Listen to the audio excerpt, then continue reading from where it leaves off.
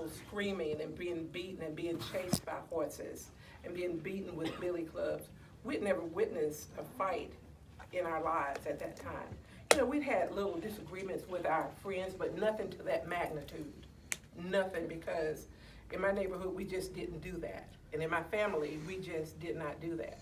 And to be an eyewitness to that type of violence and that level of violence, I think changed our lives forever.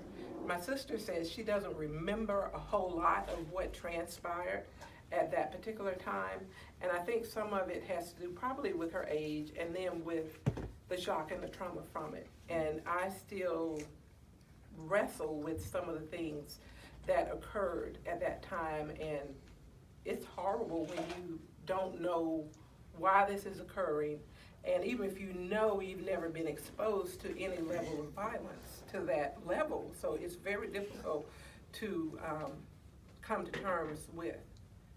Okay. Any questions for me? Mm-hmm. Did your mom or brother ever find out that you were there? My brother found out a long time before my mom. My mom's been deceased for about 7 years, and we told my mom shortly before her death. And we didn't tell her earlier because when we told my mom what happened, my mom said, she was a patient at Park Place Nursing Home. She said, "You better be damn glad I didn't know it. And you better be damn glad I can't walk now because I'll beat your ass with that shoe over there." So, no, we didn't tell my mom because it would have been chaos probably all over again knowing that we had disobeyed her. And we definitely didn't tell our dad what had occurred and that we had been at the highway. We really did not. And it was just a few years before her death that we mentioned it. Because, you know, we felt safe to mention it at that point in time, but it was very difficult to talk about for years to come. It really was difficult. And even today, I find that it's difficult at times because I suffer from PTSD, and I know it is directly linked to that experience. I suffer with anxiety. I know that it is directly linked to that experience. It really is. And sometimes I think that's why I identify with my patients so much who experience mental illness and PTSD and anxiety and depression, because I know the horrors of it, okay? And you can develop those disorders at any age, you really can. And knowing the symptoms and the signs and how it impacts an individual's life, I think that has caused me to be very sensitive to the patients that I come in contact with those disorders. Yeah, like Brenda said, it's even with myself, it took a long time before I decided to come out and talk about the things that happened to me. Joanne been doing this for years. I just recently started about 5 years now, kid. And really, Joanne pretty much had to just, hey, yank my arm and say, "Look, I need you to come and tell your stories." And the same for me. And that's the case with everybody that was in the march, in the movement. It's hard for, even though we're older, we've gone on with our lives and did well and did things, it's hard to come back and want to relive that. Because when you go through somebody running you down with a horse, go through the beatings,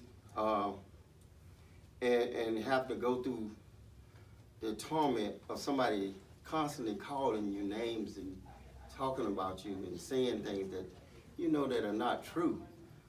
You lived with that for so long, and then after a point in time in your life, you get to where you don't want to hear it no more. You don't want to be that person. And in regards to whether you're black or white, if you've been abused, abuse is abuse. And for someone to continue to do that to you, it takes a toll, especially mentally. The physical part, some of it heals, some of it don't. But it depends on the degree of the physicalness. Fortunately, I never got no concussion, or I remember couple of times I got cut with a billy club, hit me, grazed me, and cut me across the arm or cut across the back. But it wasn't nothing serious. And then they use those cattle prods. You know what a cattle prod, you know what a taser is. Most, y'all identify with tasers. Well, a cattle prod is something they use to move cows. It's about this long, and it has about 9 to 10 8-volt batteries in it. And those batteries, when they hit you, it literally knocks you to your knees. And it has the prongs coming out. Yeah, it's just like a taser almost, but it's twice as strong. Because when it hits you, you really go to your knees. And you really in pain. And when you get hit with one of them one time, you know the next time you gotta be running. And I'm talking about running with all your might. And that brings to mind too, Kurt, when we were running from the horses. Yeah. Typically, human beings do not outrun horses. No. It's just not humanly possible. No. But Bloody Sunday we did, and I'm so thankful that we did. But looking back as an adult now, it was nothing but the hand of God that was protecting us. Because there is just no way, but we outran horses on Bloody Sunday. And we were running for dear life. We were running for our life because I was afraid that the horses and the man on the horse was going to kill us. And I was also afraid if my mom found out, she was going to kill me. So I was going to be dead either way. So I just ran like crazy because I knew I could not tell my mom and my dad because I had deliberately disobeyed them. I understood what they were saying. And I didn't understand, though, at the age of 8, that it was going to become violent. I had no idea that it was going to become violent. Just didn't have a clue. And so either way, I was gonna be dead. So I thought I might as well just run like hell.